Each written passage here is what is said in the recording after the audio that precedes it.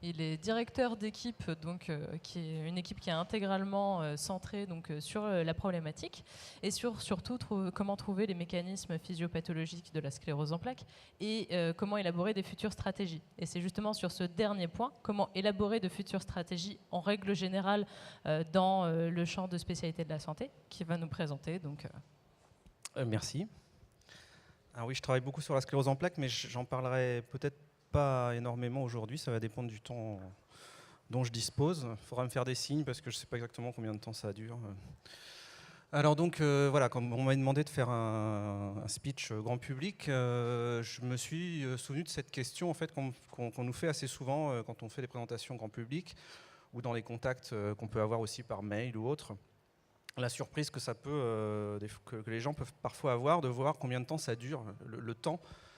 Le temps si important qu'il y a entre le moment où on va avoir une idée, où il va y avoir une découverte scientifique qui va être faite dans le laboratoire, et le moment où il y aura un bénéfice pour les patients, pour la société. Et ce temps-là, il est très très long. Et je vais essayer de vous expliquer un peu pourquoi aujourd'hui.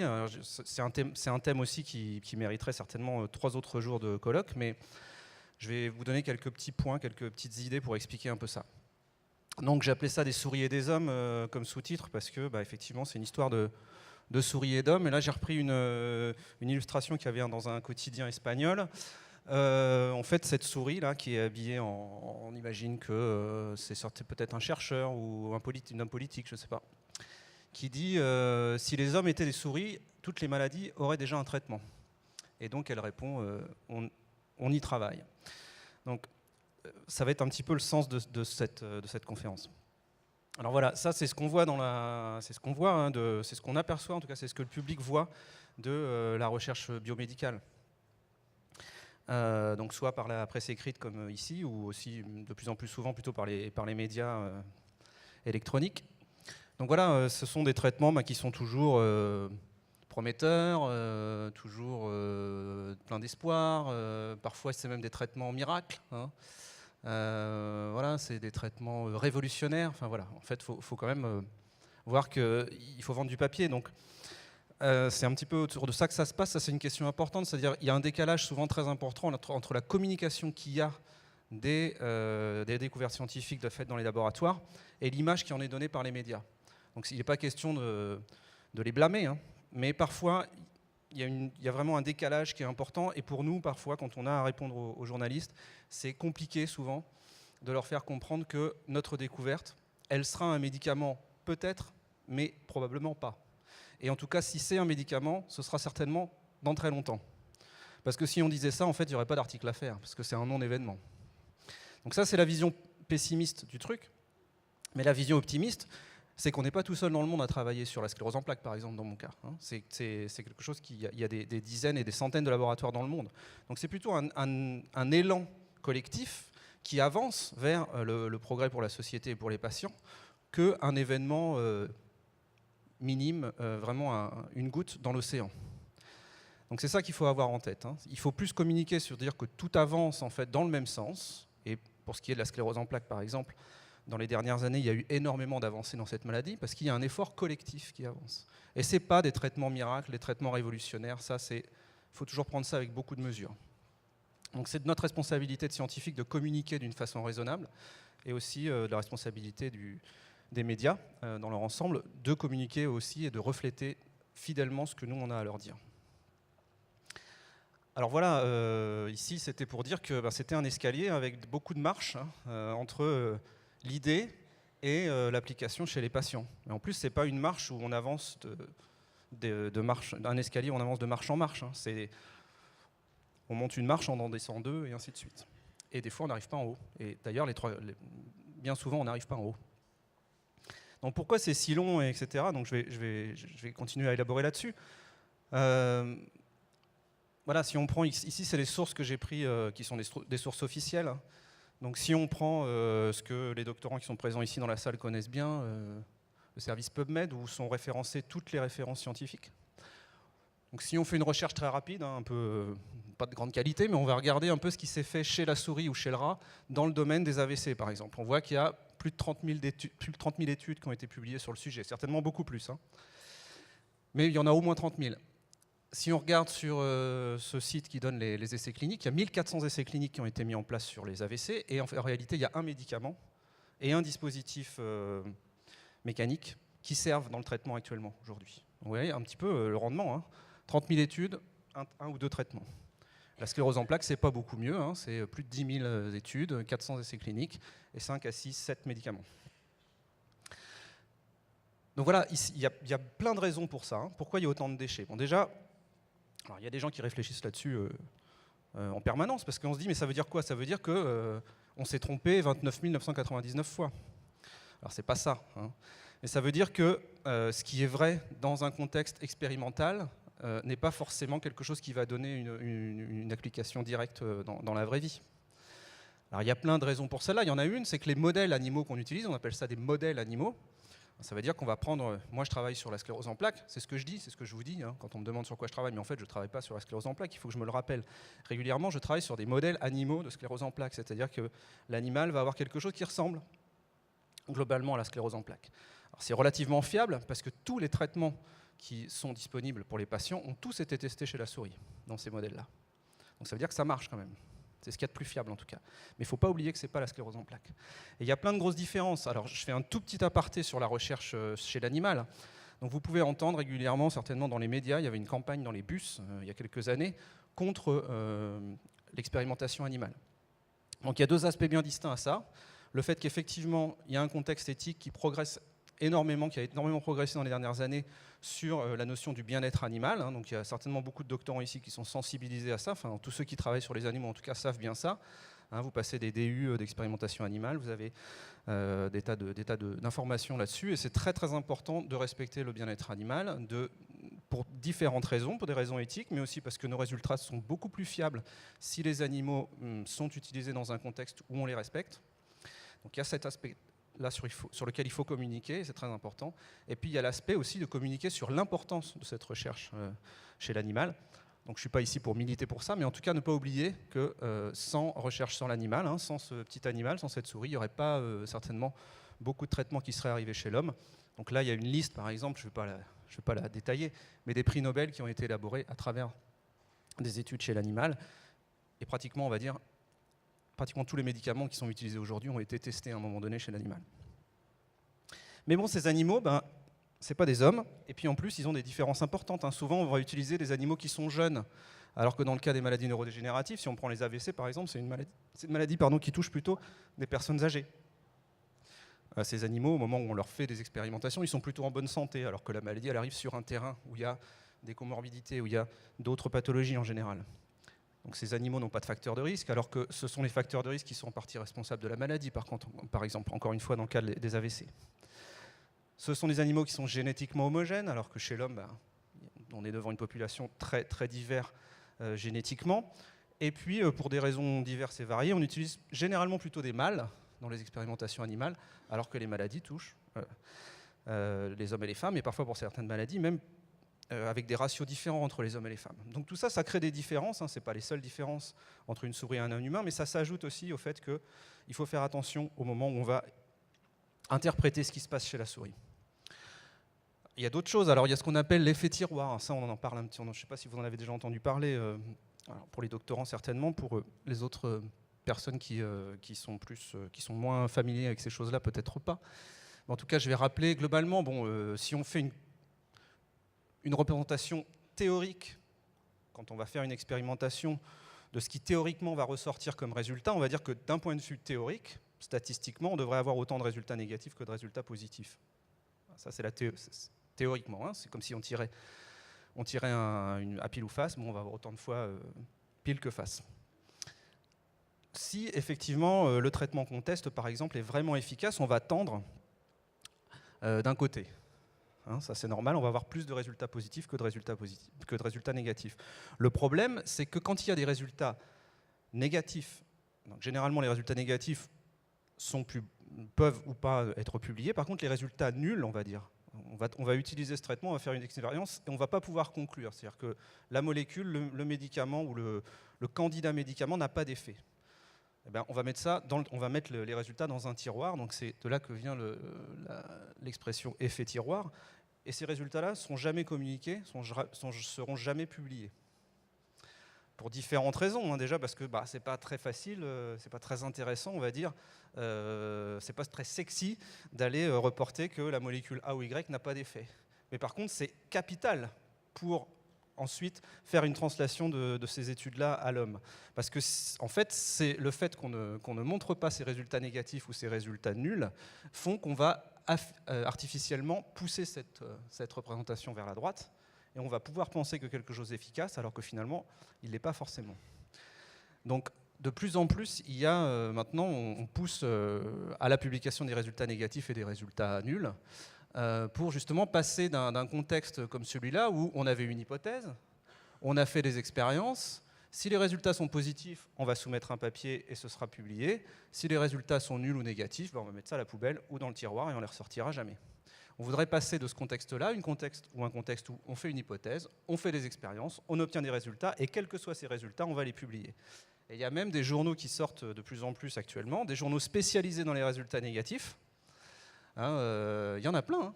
Et aussi des journaux qui avant avaient une tendance eux-mêmes, participaient un petit peu à cette tendance en favorisant la publication de résultats positifs et qui aujourd'hui ont des sections entières où on ne peut que publier des résultats négatifs.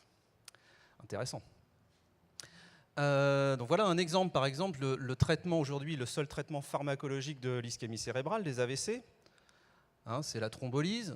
Ça consiste à injecter dans la circulation des patients quelque chose qui va dégrader les caillots sanguins et qui va permettre de faire repartir le flux sanguin dans les AVC. Première fois qu'on a fait ça, c'était en 72. Hein, j'ai retrouvé cette référence, c'était des gens qui ont fait ça. Alors, moi, je n'ai pas réussi à savoir exactement dans quel contexte, mais en tout cas, c'est un article en allemand, publié en 72. Et c'est plus de 20 ans plus tard qu'enfin, il y a eu un essai clinique qui est arrivé au bout et qui a permis de montrer l'efficacité de ce traitement dans le traitement des AVC chez l'homme. Et puis l'année d'après, ils ont eu l'autorisation d'utiliser chez l'homme en pratique. Vous voyez, ça prend énormément de temps. Alors, pourquoi ça prend autant de temps ? Voilà, ça c'est aussi une représentation un peu théorique, mais on dit que sur à peu près 10 000 molécules sur lesquelles on va tenter le coup, entre guillemets, il y en a une centaine qui vont réellement être testées dans des modèles précliniques, hein, je disais chez l'animal. Une dizaine vont devenir des candidats médicaments, à mon avis c'est même très optimiste, et vont rentrer dans la recherche clinique, et parmi ceux-là, il y en a un qui sera un médicament.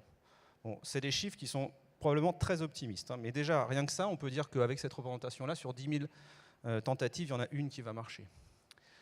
Donc cette recherche clinique, elle prend énormément de temps. Vous voyez ici qu'ils ont mis entre 5 et 10 ans. En fait, il faut faire 3 phases de recherche. Donc une phase 1, où on va injecter la molécule qu'on veut tester chez des personnes saines, des volontaires, qui ne sont pas malades, simplement pour voir si ça ne fait pas de mal. Ensuite, on va avoir une phase 2, où là, on va faire sur un petit nombre de patients. On va commencer à essayer d'affiner la dose qui risque de marcher. Et ensuite, on fait un essai de phase 3, donc là, sur des populations plus grandes. Et c'est à partir de ce moment-là que la molécule en question pourra avoir ce qu'on appelle l'AMM, donc l'autorisation de mise sur le marché. Ça veut dire que ce sera vraiment un médicament. Et encore, à la suite de l'AMM, il y a encore des possibilités que ça ne devienne pas un médicament. Mais globalement, il y a plein de chances que ça chute dans cette période-là. Et puis, ça prend beaucoup de temps. Et surtout, ça coûte énormément d'argent. Ça coûte des dizaines de millions d'euros. Et puis il y a une période qui n'est pas toujours représentée sur ces diagrammes-là, dont on ne parle pas, parce que c'est un peu... C'est comme si ça n'existait pas, mais il y a une période plus ou moins longue, de plusieurs années généralement, où il faut faire de la prospection dans notre cas, hein, ce qui sort de notre laboratoire, on va essayer d'aller voir l'industrie pharmaceutique ou des États, ou en tout cas ceux qui peuvent supporter des coûts aussi forts, pour leur dire on a quelque chose d'intéressant et on aimerait bien pouvoir le tester chez l'homme. Et ça prend X années et ça coûte aussi de l'argent. Ensuite, il faut aussi produire un outil qui va être compatible chez l'homme. Ce qu'on peut injecter chez une souris, ce n'est pas la même chose que ce qu'on peut injecter chez un homme. Donc ça aussi, ça prend du temps et ça prend aussi de l'argent. Donc ça va agrandir encore un petit peu ce temps entre l'idée et la réalisation chez l'homme. Donc voilà où on en est. Et le problème, c'est que quand le grand public reçoit la nouvelle, on en est là, nous, ici. Et donc, comme je vous le disais, il y a plus de 10 ans en fait, qui vont se passer entre ça et l'utilisation réelle, la mise sur le marché, pour un patient. Mais je répète, ne soyons pas trop pessimistes, puisque il y a aussi beaucoup de produits qui sont dans cette phase-là, qui sont proche, très proche de l'utilisation chez l'homme et dont on n'entend pas forcément parler pendant toute cette période de 5 à 10 ans où il se passe des tas de choses, mais qui ne sont pas forcément reportées dans le public. Et dans le cas de la sclérose en plaques, par exemple, on sait que les dernières années, il est sorti 3 ou 4 médicaments, par exemple, pour cette maladie. Donc je vais justement reparler de la sclérose en plaques. Je ne sais pas combien de temps ça fait que je parle. Un quart d'heure, c'est bien. Je vais boire un petit coup d'eau alors.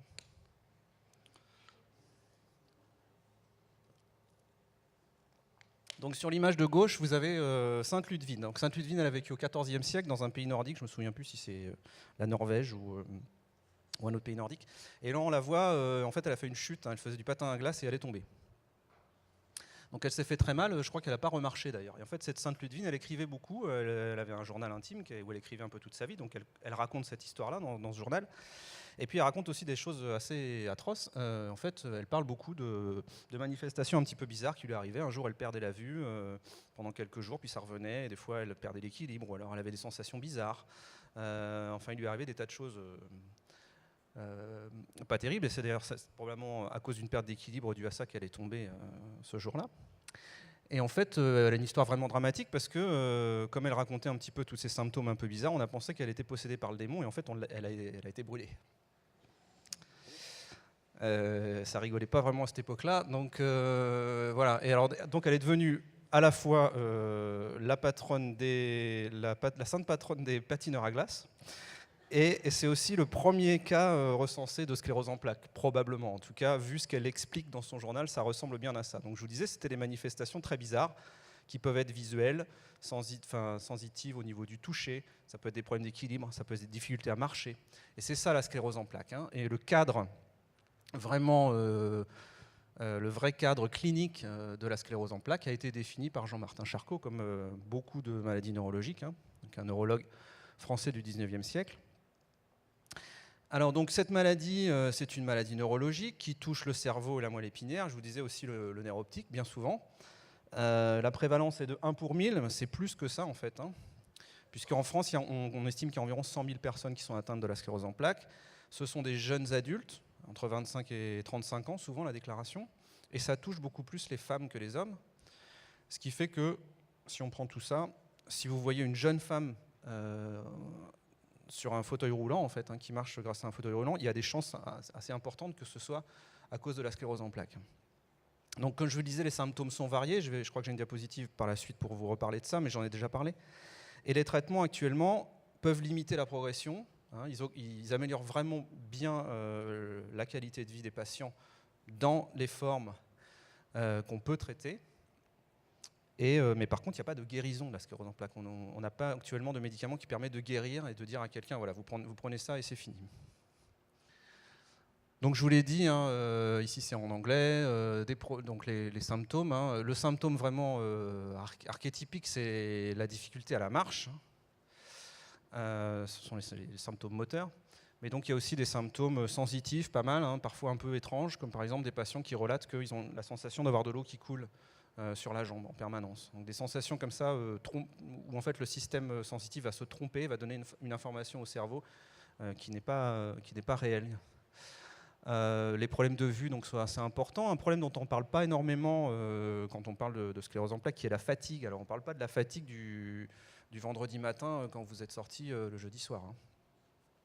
On parle d'une fatigue chronique, une fatigue qui est invalidante en fait pour les personnes, qui les empêche de travailler souvent. Donc il y a par exemple des patients de sclérose en plaques qui relatent que dans la journée, ils ont pris une douche, parce que faire beaucoup plus que ça, c'est difficile. C'est-à-dire qu'une fois qu'on a réussi à aller à faire tout ce qu'il y avait pour faire une douche, puis se sécher, puis s'habiller, etc., mais en fait, la fatigue chronique s'installe et il n'est pas possible de faire pratiquement autre chose dans la journée. Donc c'est quelque chose qui est assez mal perçu, assez mal quantifié par les neurologues, assez peu pris en compte, qui est très difficile à faire valoir socialement, parce qu'il y a parfois une réaction de l'entourage, professionnel ou autre, qui dit si tu es fatigué, t'as qu'à te bouger un peu, t'as qu'à te forcer un peu. Et comme je vous le disais, c'est pas possible de se forcer quand on a une fatigue chronique.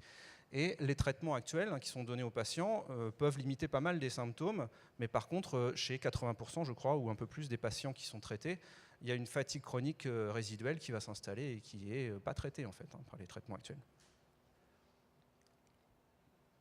Donc c'est quelque chose d'assez important. Donc je disais que le symptôme archétypique, c'est la difficulté à la marche, et en fait cette difficulté à la marche, elle va contribuer au cours du temps à une accumulation de handicap qui va faire que on va avoir besoin peut-être à un moment donné de mettre en place des choses comme une utilisation d'une canne ou un fauteuil roulant, mais ce n'est pas le cas chez tous les patients.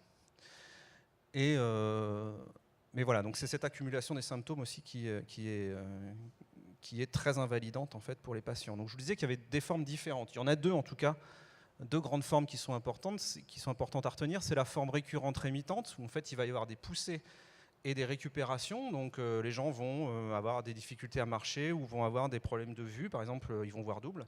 Et ça va être là pendant quelques jours, quelques semaines, et puis ça va récupérer. Parfois complètement, parfois que partiellement. Ça, c'est vraiment la forme la plus fréquente, à peu près 2/3 des patients. Et puis il y a une autre forme qui est la forme primaire progressive, ou progressive d'emblée, on dit en français, où là, il va y avoir une augmentation des symptômes sans rémission. Et les symptômes vont ne faire qu'augmenter au cours du temps. Et pour cette forme-là, actuellement, il n'y a aucun traitement disponible. Aucun traitement spécifique, en tout cas. On peut donner des corticoïdes ou des choses comme ça qui vont limiter l'inflammation, mais il n'y a pas de traitement vraiment efficace. Et ça, c'est vraiment un manque dans cette maladie-là. Alors, j'ai repris une très vieille image du début du siècle, du début du XXe siècle ou fin du XIXe siècle, d'un grand génie des neurosciences, vraiment le père des neurosciences probablement, Santiago Ramón y Cajal, un Espagnol, qui, je vais vous expliquer un petit peu plus sur sa vie plus tard, mais cette image-là, donc je l'ai eue il n'y a pas longtemps, parce qu'on me l'a offerte, c'est le Père Noël qui me l'a apportée. Dans un livre, un très, très joli livre. Et en fait, ce qu'il y a ici, je vais essayer de vous la commenter. Donc ici, vous avez ces cellules-là, un peu rectangulaires, qui représentent en fait la paroi des vaisseaux sanguins.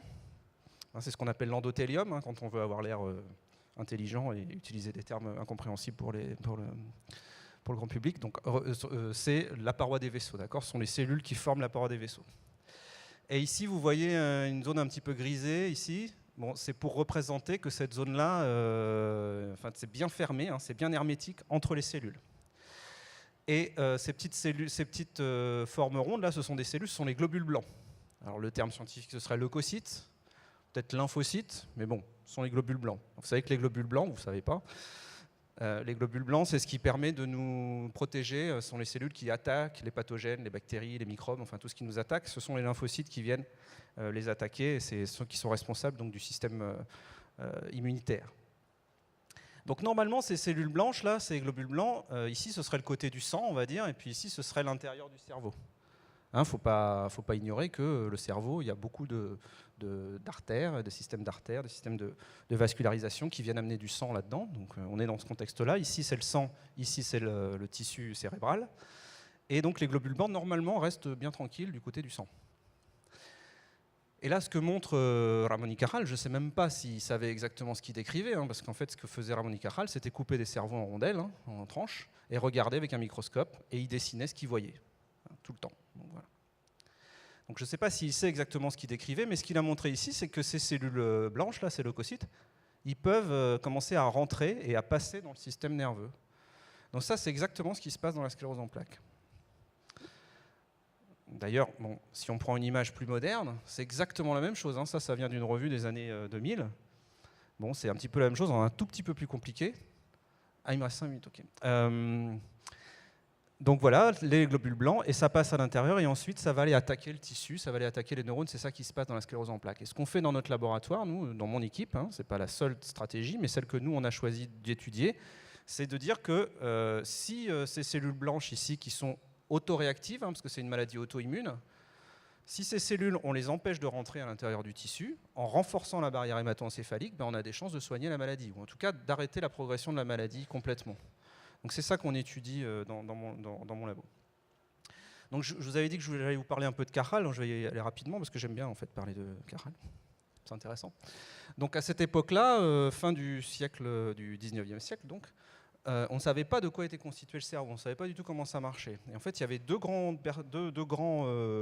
écoles qui s'affrontaient, représentées à gauche ici par Camillo Golgi et à droite ici par et à droite par Santiago Ramón y Cajal. Donc c'est une des plus grandes des plus grands combats d'idées qu'il y a eu dans la science. Hein. C'est vraiment un combat célèbre parce qu'il s'invectivait par courrier interposé, etc. Il ne s'aimait pas vraiment. En plus, Cajal cultivait une image du jeune parce qu'il avait 10 ans de moins que Golgi, donc il frimait un peu, etc. Et en fait, les deux n'étaient pas du tout d'accord, puisque celui de gauche, Golgi, disait que quand on regarde dans un cerveau ce qu'il voyait, lui, c'était un réseau interconnecté, comme s'il y avait plein de tuyaux connectés les uns aux autres, et que tout ça, c'était une seule grosse entité. Et Cajal disait exactement l'inverse. Il disait non, quand on ouvre un cerveau, ce qu'on voit, c'est plein de petites entités indépendantes qu'on va appeler les neurones. Donc c'était la théorie réticulariste et la théorie neuroniste. Personne n'a réussi à les mettre d'accord, si bien qu'en 1906, ils ont eu un prix Nobel conjoint, ces deux-là. Et c'est bien plus tard qu'on s'est aperçu que c'était plutôt Cajal qui avait raison. Encore que Golgi n'avait pas complètement tort non plus. Mais globalement, c'est quand même du côté de Cajal qui était la vérité. Donc c'était pas un monsieur très sympathique. Hein. Quand on reprend ses écrits, il était même, il disait des choses en gros, son idée, c'était de dire, de toute façon, à part le travail, il n'y a pas grand-chose dans la vie, tout le reste, c'est qu'une perte de temps. Bon, on peut être d'accord ou pas. Voilà ce qu'il a fait Cajal toute sa vie. Il a dessiné, c'est magnifique, hein, ce qu'il a dessiné, ses illustrations sont extraordinaires. Donc il avait quand même un matériel très réduit. Hein, il avait un petit microscope comme ça, c'est rien du tout. Hein, vraiment. Et puis un stylo, une feuille, et il dessinait tout ce qu'il voyait. Il dessinait. Et donc la grande force, c'est d'avoir compris que ça, en gros, c'est la même chose que ça. Hein, c'est un neurone. Sauf que c'est un peu plus compliqué. Mais voilà, avoir réussi à dire il y a des entités indépendantes dans le cerveau. Et en fait, la petite histoire, c'est quand même pour pouvoir faire cette découverte-là, il a utilisé le marquage de Golgi. Donc il a utilisé la technique qui avait été mise au point par son prédécesseur. Voilà ce qu'il disait, Cajal. Il disait les idées ne durent pas longtemps, il faut en faire quelque chose, il faut vite en faire quelque chose. Donc comme je suis devant une assemblée où il y a une majorité d'étudiants en doctorat, je me dis que c'est pas mal peut-être de retenir cette idée-là justement. Et une autre aussi d'un autre grand génie. Hein. Alors là, par contre, je ne m'aventurerai pas à parler de son travail, j'y connais rien, mais Einstein disait si au début une idée n'est pas absurde, il n'y a pas grand espoir pour elle. Donc c'est pareil. Donc ça, c'est quand même pourquoi je dis ça, parce que aussi dans ce développement de dire de l'idée au traitement, on est aussi dans un contexte où il est difficile finalement de vendre ou de se faire financer des idées qui vont, disons, on va dire que la tendance va de plus en plus à aller financer ce qui va être rapidement transformable ou qui va être très proche de la découverte et pas forcément ce qui est très fondamental. Donc comme étudiant, là je m'adresse plutôt aux étudiants qui comme bien souvent sont toujours sur les rangs les plus éloignés du mort. Ne laissez jamais personne vous dire que ce que vous faites c'est trop fondamental, hein, s'il vous plaît, parce que ça c'est vraiment pas bien. Alors je me suis amusé juste pour rigoler, hein, à m'imaginer que ces deux-là, donc Cajal et Einstein, ces deux grands génies de l'histoire, allaient déposer un projet, je ne sais pas, à l'ANR ou à l'Europe, à juin 20. Donc il faudrait qu'ils donnent un titre. Hein. Alors je me suis dit que Cajal allait dire un truc comme neurone individuel comme substrat organique du système nerveux. Alors vous savez que comme maintenant c'est la grosse mode de mettre des acronymes, donc c'est rigolo, ça fait Nixon. Voilà. Et puis Einstein, lui, il aurait dit un truc du genre espace et temps des entités relatives, ça fait éther. En plus, je ne sais pas si non, il n'y a pas de physicien ici, mais l'éther, c'est ce qu'on pensait qui remplaçait ce qui remplissait l'univers à cette époque-là, l'éther. Donc ils auraient déposé leur projet là, et puis qu'est-ce qu'on aurait dit en fait sur les résultats préliminaires? Ils auraient été évalués là-dessus. Est-ce qu'il y a des résultats préliminaires, Monsieur Cajal, à votre étude? Non, je sais pas, j'ai pas encore, je vais découper des cerveaux, puis je vais regarder ce qui se passe à l'intérieur. Bon, on lui aurait peut-être dit, ouais, bon, c'est pas très intéressant. La faisabilité, ouais, vous allez faire quoi? Bon, vous allez regarder dans le microscope. Ouais, c'est pas très sexy, il n'y a pas vraiment de technique nouvelle. Et le CV, vous avez fait quoi avant? Rien du tout. Bon, ok, vous reviendrez plus tard. Pour Einstein, il avait fait des trucs avant Einstein quand même. Hein. Il avait fait des découvertes avant celle de la relativité. Bon, je dis ça pour rigoler. Mais surtout, on aurait dit, mais ça va servir à quoi votre truc? On n'en sait rien. Donc voilà, il y a des cas célèbres. Hein. À gauche, ici, c'est la lettre de réjection, comment on dit en français, on ne dit pas réjection, c'est horrible. Hein. Rejection en anglais, de refus, de la revue Nature, hein, en 1937, à un monsieur qui est célèbre maintenant, qui s'appelle Monsieur Krebs, ça vous dit quelque chose? Donc il voulait publier le cycle de Krebs, et Nature lui a dit non, non, essayez ça. Ou essayez de revues plus spécialistes. Enfin, vous connaissez, vous avez déjà vu peut-être des lettres de refus. Et il y a d'autres cas célèbres en dehors de la science. Hein. Là, c'est un chanteur, je vous dirai son nom qu'à la fin si vous n'avez pas encore vu. On disait que c'était un espèce d'amateur avec une voix, il chantait faux, etc. Ouais, c'est pas terrible. un chanteur qui a aucune personnalité, pas particulièrement excitant. En fait, c'est la lettre qu'a reçue David Bowie la première fois qu'il a fait une audition à la BBC. Donc ne désespérez pas si on vous refuse vos papiers, et défendez vos idées, surtout si elles sont absurdes. Ça, c'est important. Voilà, je vais m'arrêter là parce que la suite... et puis j'ai plus le temps, de toute façon. Mais j'ai dit à peu près tout ce que j'avais à dire. Merci.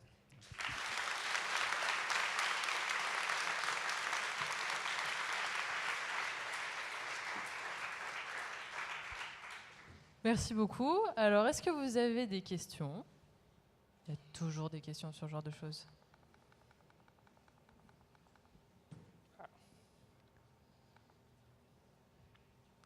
Audrey, tu as forcément une question. Pauline?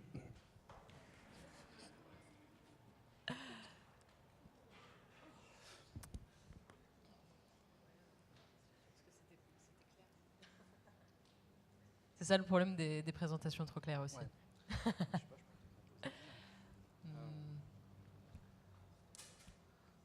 Attends, est-ce que j'avais d'autres choses? Ne repartez pas avec une question sous le bras, hein, c'est mauvais. Hein.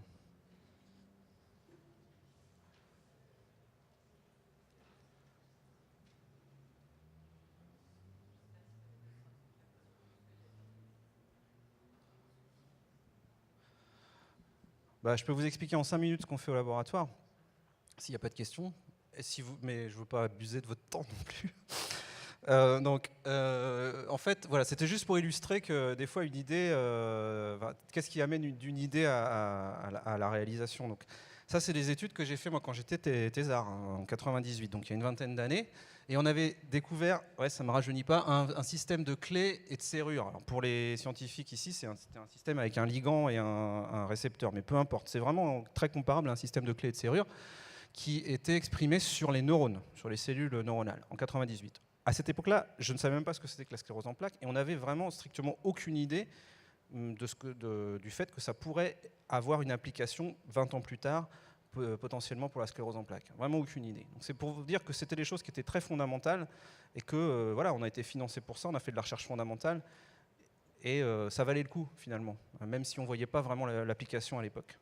Voilà, et tout ce qui a suivi, donc là c'est des études qu'on doit plutôt au directeur de notre unité, Denis Vivien, professeur Denis Vivien, beaucoup d'études qui ont consisté à faire des choses qui sont difficiles à expliquer par exemple au grand public, parce que c'est vraiment des choses qui ont à voir avec les molécules, qui sont très fondamentales.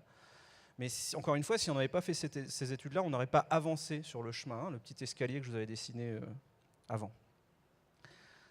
Et pourtant, on se disait, pourquoi, voilà, si vraiment on nous avait posé la question, vous faites ça pourquoi, on fait ça surtout pour produire du savoir. Et c'est parce qu'on produit du savoir qu'on avance et qu'ensuite il y a des applications possibles. Mais il ne faut pas se censurer parce qu'il n'y a pas une application demain ou après-demain.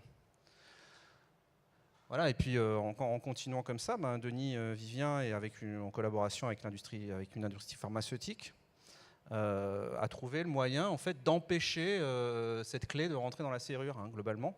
Et ça, c'est un anticorps qui a été développé, qui s'appelle Glunomab. Voilà, on a une patente, ça c'était en 2009. Et puis, à cette époque-là, moi, je revenais au laboratoire à peu près, et à Caen, après plusieurs années à l'étranger, et on s'est rendu compte que ce système de clé de serrure, il était aussi exprimé sur l'endothélium, ce que je vous disais tout à l'heure, à l'intérieur des vaisseaux.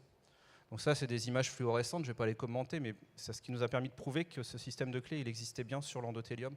Alors on s'est dit, s'il y a des serrures ici, là, et des clés, c'est peut-être ça qui ouvre et qui ferme, ou en tout cas, ça participe peut-être à l'ouverture ou à la fermeture, et donc au passage des leucocytes. Donc on a utilisé le Glunomab, on a fait un réseau européen, c'était aussi pour souligner l'importance de la recherche collaborative dans nos domaines. Parce qu'on ne sait pas tout faire tous partout, on n'a pas les mêmes machines partout, les mêmes compétences, les mêmes expertises, même les mêmes sensibilités, je dirais. Et donc là, on s'est tous mis ensemble avec différents labos en Europe et on a avancé ensemble. Et ce qu'on a montré, c'est que chez une souris, quand on lui injecte notre Glunomab, donc là, c'est une souris qui n'a pas reçu le Glunomab, je ne vous détaille pas, mais en gros, quand on regarde son tissu, il est en mauvais état. Il y a des tas de marqueurs qui montrent que ça ne va pas trop. Et quand on injecte le Glunomab, on voit que ça va plutôt mieux.